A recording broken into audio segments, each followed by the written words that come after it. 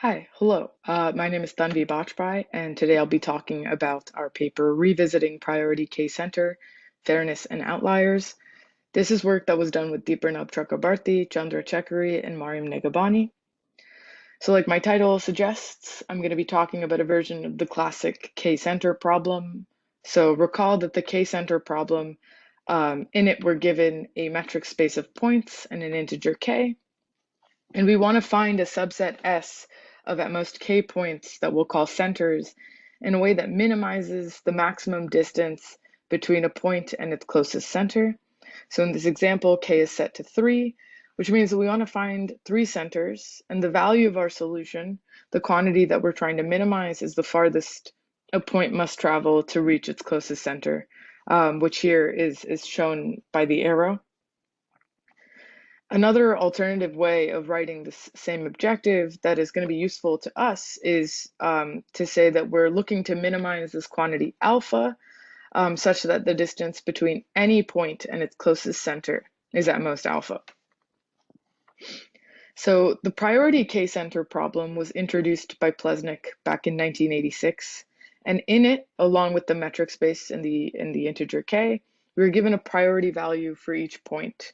The idea now is that points of a higher priority should be placed closer to centers than points of lower priority. And this gets reflected in the objective by inflating the distance between a point and its closest center with this priority value. Another way of viewing the priority K-center problem, and the view that we will be taking for the remainder of this talk and in our paper, is the radius view. So here, instead of priorities, each point has a radius value, which can represent the distance a point is willing to travel or wants to travel to reach its closest center. We can think of the radius as being 1 over the priority from the previous view. And in that way, points with a higher priority from the previous view would be points with a smaller radius, right? Which makes sense. They don't want to travel as far as points of a lower priority and in turn a higher radius. And we can alter our objective accordingly so that now we're picking centers that are closer to points with lower radii.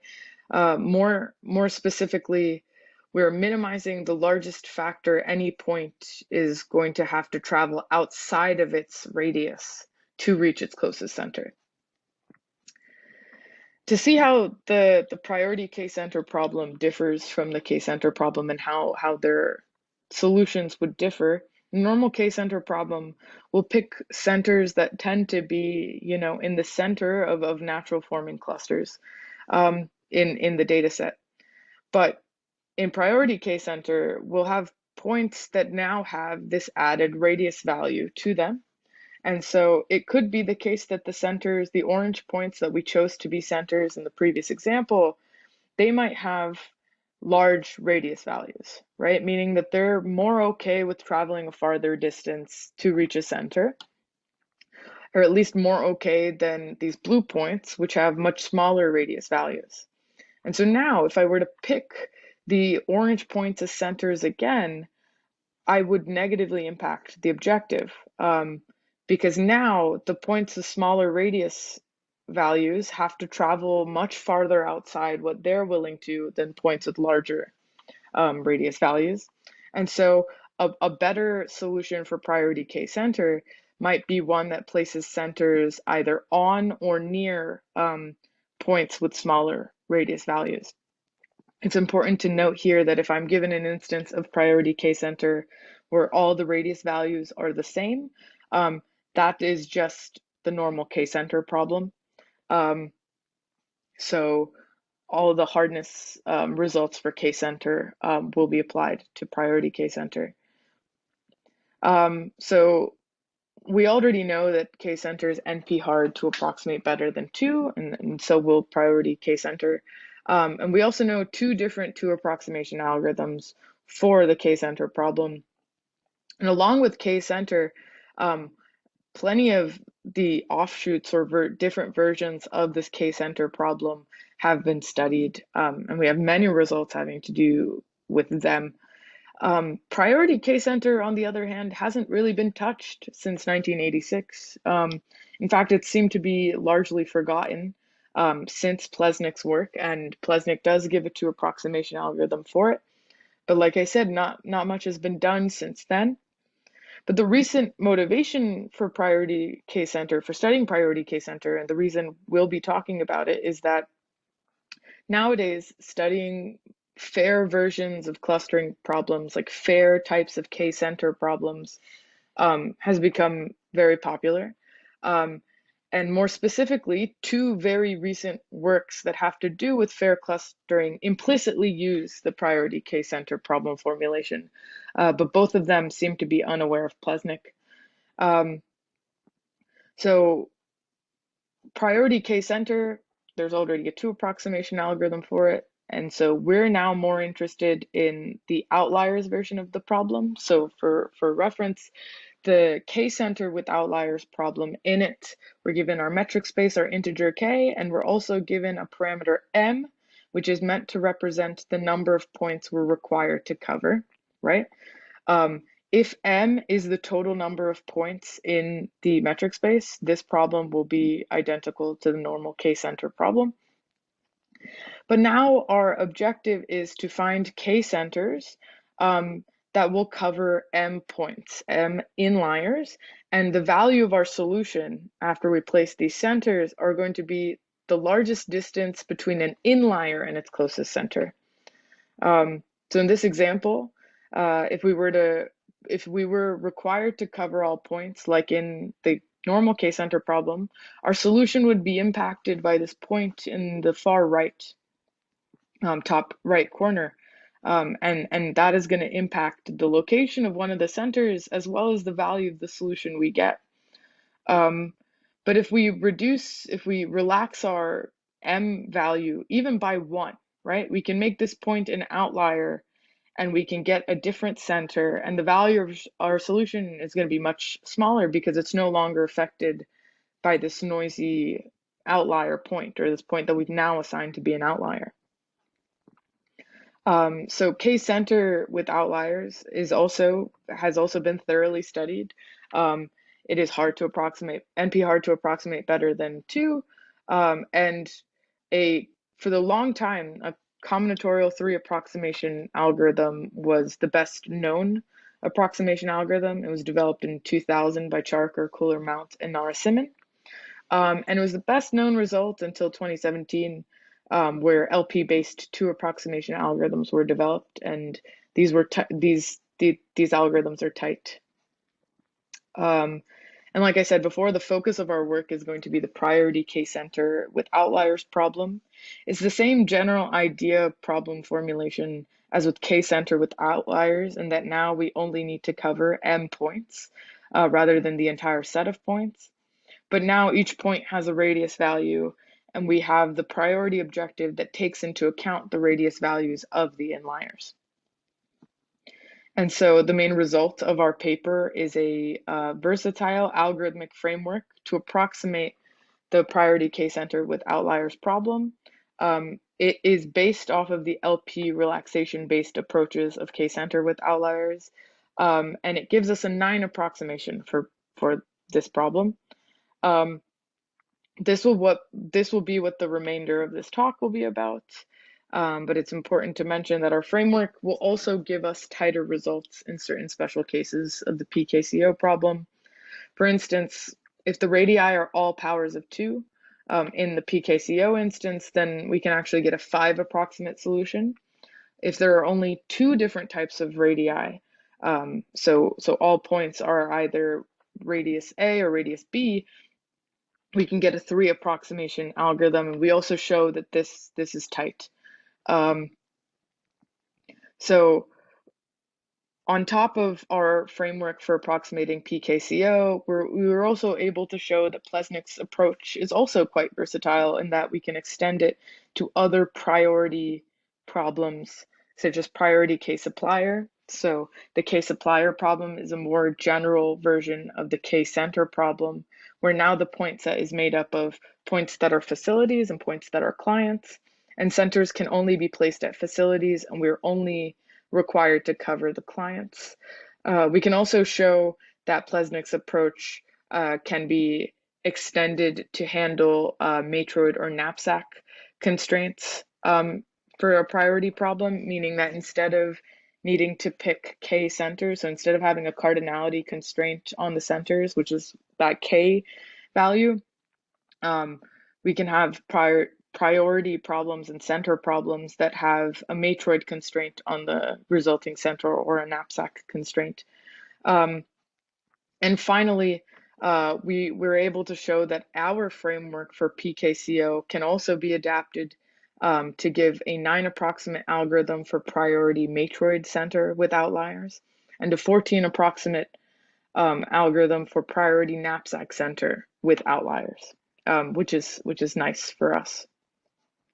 So before I go on to describe our approach for approximating PKCO, I'll give some background on the types of approaches for K-center, priority K-center, and K-center with outliers, since these will help describe our approach and contextualize it a bit more. So the Huckbaum-Schmoyes two approximation algorithm works as follows. We're given the K-center instance, and we're also given an arbitrary ordering over the points in X. And we pick a point that comes earliest in our ordering. We add it to our set of centers, and we mark as covered all points within radius of 2 times alpha star from the chosen center. So we can assume this alpha star is the optimal solution, or at very least that it's at least the optimal solution. Because this value, this alpha star value, can be guessed. There are only n squared possibilities for alpha star, where n is the size of X. We can also, in our analysis, set alpha star equal to 1, but I'll be leaving alpha star in just to prevent any confusion. So like I said, we pick a point here. I've picked U1. I've added all points within a distance of 2 times alpha star. I've called this set of points an egg, just because it's a nice way of visualizing things, and it's also nice to draw a distinction between egg and the yolk of the egg.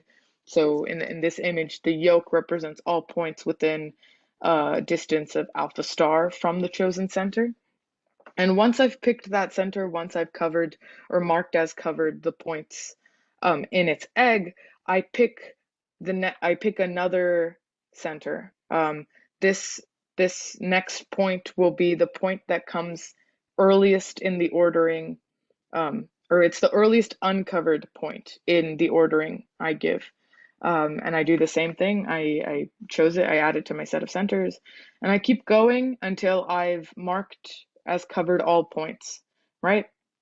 And so we can actually show that if alpha star is at least optimal, or if it is opt, this procedure will always return at most K points at the end. And you can actually show this by using the K-center LP.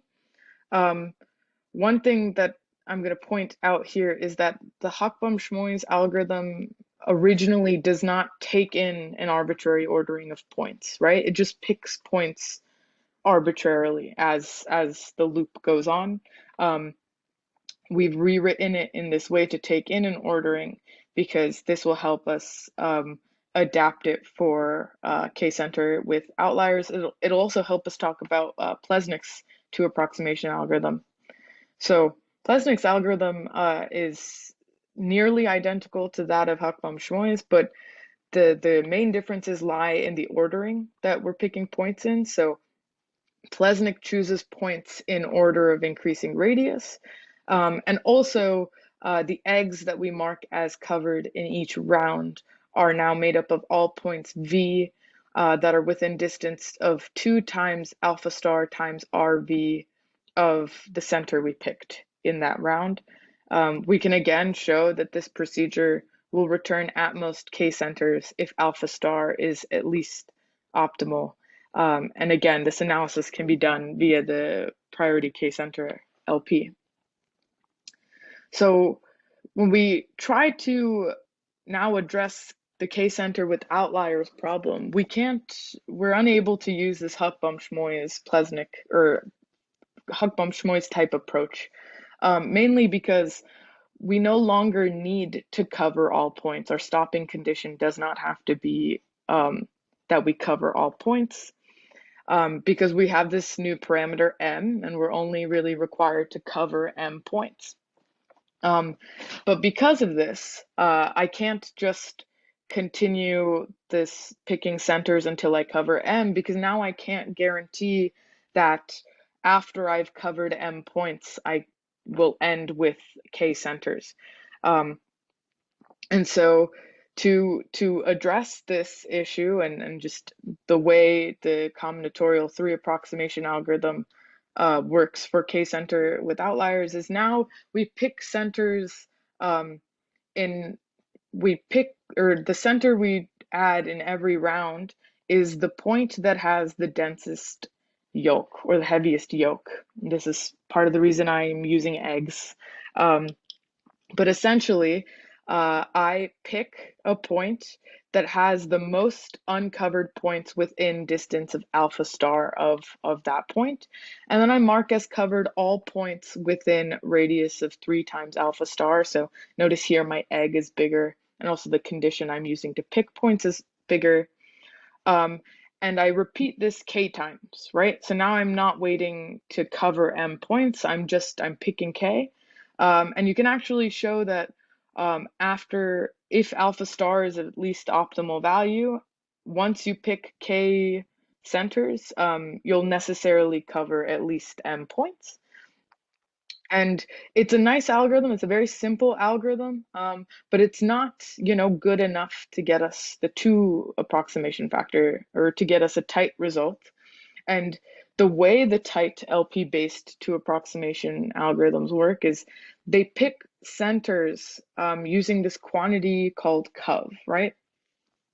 And so this cov value, cov of v, is the fractional coverage of each point in an average of optimal solutions. So intuitively, we can think of this cov value as the likelihood that a point is an inlier or a point is covered in an optimal solution to the K-center with outliers problem or instance. So for example, if we have 3 optimal solutions to some K-center with outliers instance, and some point V is covered in exactly 2 of them, its fractional coverage would be 2/3, right? Or this cov value is 2/3. We can calculate the value of cov V using the K-centers with outliers LP, which I will give now. So in this LP, we have variables YF for all points in X. And these Y variables represent the fractional amount that a point F will be given to open a center. If I wasn't looking at the LP relaxation, just the LP or the IP, then this Y variable would be set to 1 if a point was assigned to be a center, and it would be 0 if that point was not assigned to be a center. The next constraint is that we want to choose at most k points. Now, the cov value is defined to be the sum over all y variables of points that are within a distance of alpha star of v, right? So this just means that for a point v, depending on how many or how much of its neighborhood of points have or get allocated value to be centers, that's how much that point will be covered, right? And finally, we want to make sure that we'll at least cover m points in total. And so just to summarize, the best approach to handle the priority constraint or priority K-center, it picks out centers in order of increasing radii or radius values, while the best approach for handling outliers picks in order of decreasing cov. And it would be really nice for us if these 2 orderings were the same, but unfortunately they are not. In fact, there does not seem to be any correlation between the 2. And so the challenge now is like, how do we find a way to somehow combine these orderings or combine these approaches to handle the priority K-center with outliers problem. And our framework does do this in a way, which I will describe now. So the first step to our approach is to calculate these cov values. And we do this by using the priority K-center with outliers LP relaxation, which is not that different from the K-center with outliers LP relaxation. The main difference is that the point V's coverage value is now made up of the YF variables from all the points within distance of alpha times RV, or alpha times its radius value. And once we solve, once we find a feasible solution to the LP relaxation, we have these coverage values for all the points in X. And we'll be using these values to help us pick candidate centers in our next step. But before doing that, we'll partition the points of X by their radius value. What we're really doing here is we're putting the points into buckets based off of their radius. This is for two reasons. The one reason is because we want to discretize these radius values so that bounding, it becomes easy in our analysis to bound the distance between points and a chosen center. But those details can be found in our paper. The other reason we do this is so that we don't have to pick in order of increasing radius values, right? We're now just segregating the points of radius values that are similar into these buckets, and we'll use those buckets and run Huckbaum-Schmois on each part of this partition. So on each CI, each bucket, we'll run Huckbaum-Schmois, and the ordering that we give to Huckbaum-Schmois is that of decreasing cov values. And once we order, or once we run Huckbaum-Schmois on each CI, we'll get a set of centers, Ri, for each CI, and I'm going to call these centers representatives so we don't confuse them with the final set of centers we produce at the end. And for each representative, I'm also going to keep track of the egg that it generates, right? So the set of points that it covers in its instance of Huckbaum-Schmois. And our final step, and the place where we use these representative points and these eggs, is going to be in reducing to a DAG problem. I'm not going to go into detail about what the DAG problem is. I won't even be telling you its name. You can see our paper for more details. I will just explain broad strokes of it. But essentially, the nodes of our DAG are going to be the representatives, and the way I add edges to this DAG is by adding an edge between representatives from different Ri sets if they are close to one another. And I'm using close loosely. We have a precise definition of close. It basically just means that they're close enough that transferring the points in one representative's eggs to another representative, right? Reassigning those points isn't going to cost us much, and it's not going to make those points have to travel too much farther.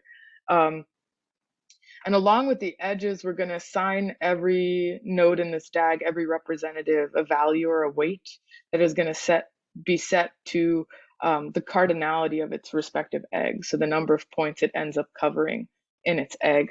And so what we end up using this DAG for is to essentially find K disjoint paths of maximum weight.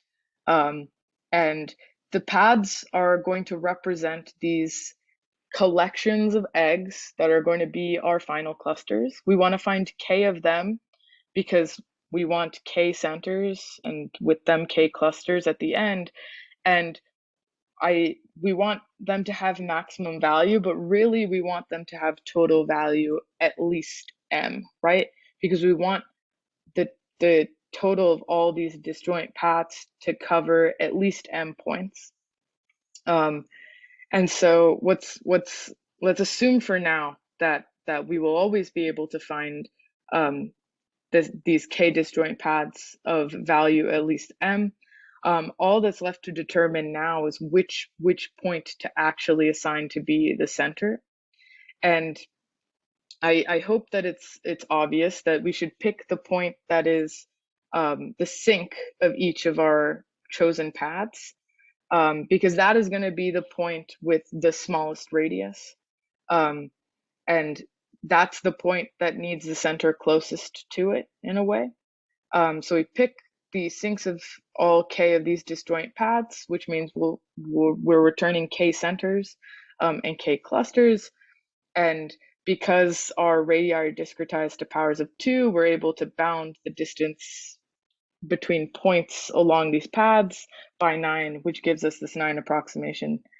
And so the last thing to sort of sort out is that we definitely can find K disjoint paths of value M, and we can show that this is possible if the PKC OLP is feasible. If it's feasible, we can get a solution.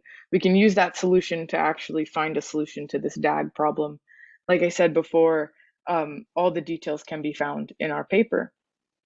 To wrap up, I'll mention some of the nice extensions of our PKCO framework. The first and second of these extensions is that we can adapt this approach to handle priority matroid center with outliers, as well as the priority knapsack center with outliers, and we get a 9 approximation and a 14 approximation respectively. We do need to use more heavy-duty techniques to circumvent certain challenges that the matroid and knapsack constraints bring up, but we're still able to use the same broad approach for these problems. Another really nice consequence of our work is that our results imply the results in the 2 fairness notions that were from our recent motivation. And to wrap up, some open problems that we've been thinking about are to, one, get a better approximation factor than 9. So, close the gap between 9 and 3, or show that there's an integrality gap that prevents us from doing this. And finally, it would be nice if we could close the gap between the 14 priority knapsack center with outliers result and the 9 from priority matroid and K center with outliers problems. But details as to how this could be done and details to everything I've talked about today can be found in our paper. Thank you for watching this talk. I hope you read our paper, and please feel free to reach out to any of us authors at the conference or via emails if you have any questions or want to talk. Thank you.